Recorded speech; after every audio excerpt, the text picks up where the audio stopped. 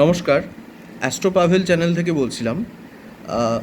এটা প্রায় বেশিরভাগ সময় দেখতে পাওয়া যায় যেসব জাতক জাতিকাদের ছকে রবি আর শুক্র একই সাথে থাকে বা পরস্পর কানেকশানে থাকে, তাদের ক্ষেত্রে সবথেকে ফার্স্ট যেই সমস্যাটা ধরা পড়ে ছকে বা তাদের শরীরে, সেটা হচ্ছে চোখের বিভিন্ন রকম সমস্যা তারা ভোগে।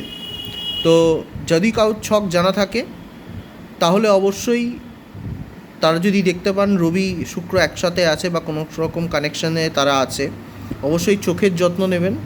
হুম আর অবশ্যই প্রাথমিক একটা চোখের চিকিৎসা করিয়ে রাখবেন।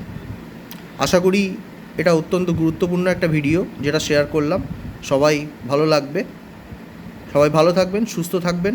চ্যানেলটিকে লাইক, শেয়ার, সাবস্ক্রাইব করে দেবেন যাতে নেক্সট ভিডিও আপনার কাছে খুব তাড়াতাড়ি পৌঁছে যায়। নমস্কার।